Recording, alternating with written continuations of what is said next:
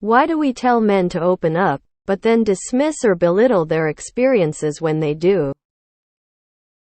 This is something I've noticed more and more online, and it's driven me to not sharing my experiences in certain situations. A guy will open up about an experience he has in society surrounding masculine or gender roles, and a bunch of people will either not believe him or say he needs to man up and get over it. Threads about men's issues or problems with society are derailed into being about women from bad actors who either don't believe men have societal issues, or people who do believe men have societal issues and want to profit from it by blaming women or woke culture. I'm finding that it's impossible to have a serious conversation about men online regardless of it. It's a progressive or conservative space. Once I opened up to one of my friend and he messaged me, "Please don't throw your problems at me. Also, find some other friends. I don't have time for your problems. Find a girl and start a family to distract your mind."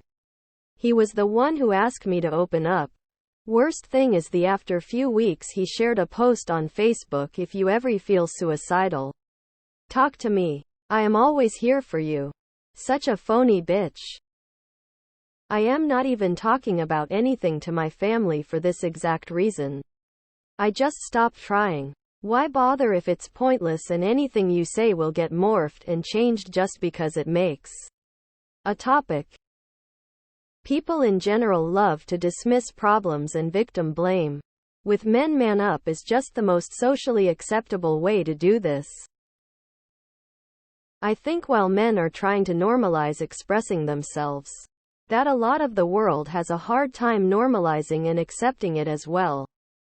I think the only way to fix it is for men to keep expressing themselves in healthy ways to the point that it's perceived as a totally normal thing.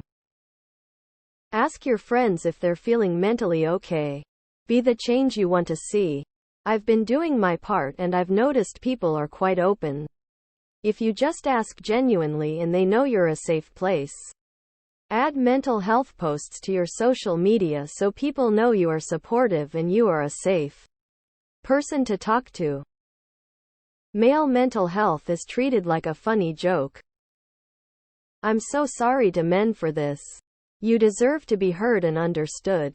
I could give anecdotes about how I personally would never belittle the men in my life and always encourage honest and supported discussions about feelings and mental health. But that isn't really helpful. This is clearly a problem we all need to work on.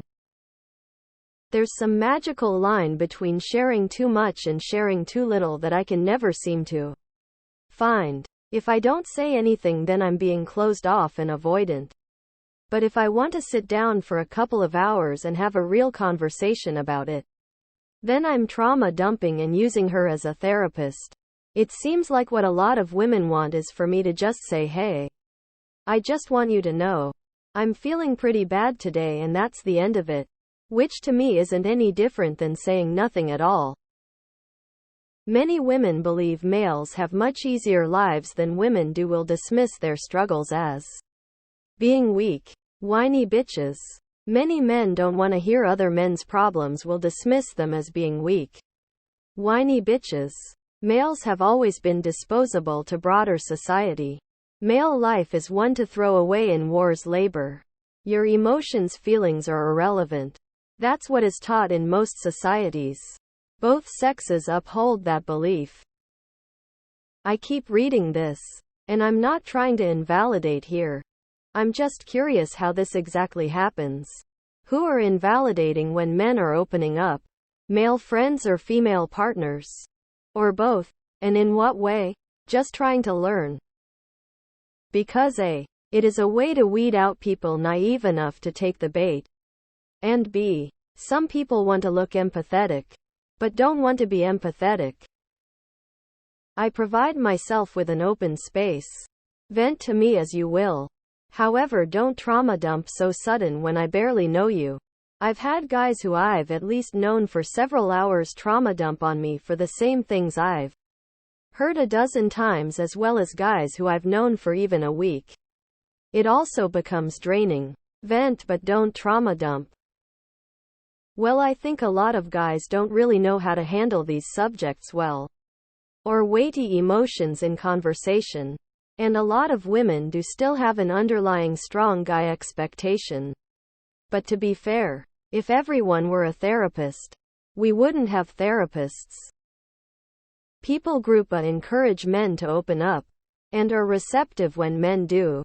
People group B are hung up on archaic ideas about masculinity, and dismiss or belittle men when they open up. People group A and B overlap, but there are many people that fall firmly into one group. Society is not a monolith.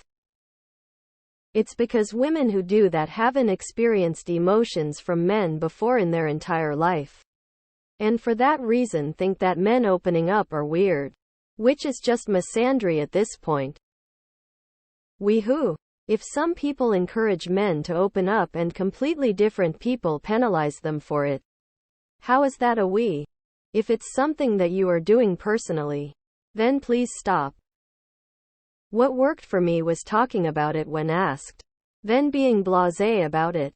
Like, yeah, it sucked. I hated it. But oh well. It happened. People tend to not feel like you're an emotional drain if you don't make them feel awkward in the process.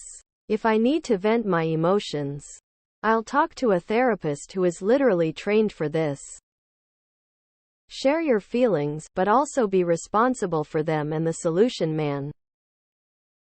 I'm going to tell people how I feel regardless of what they think. I stay open. I don't care. This mentality has been mostly positive for me. The ones who matter don't mind, and the ones who mind don't matter. Because you're generalizing. My girlfriend tells me to open up. She doesn't mock me when I do. If someone else mocks me for doing so, does that mean my girlfriend is being hypocritical?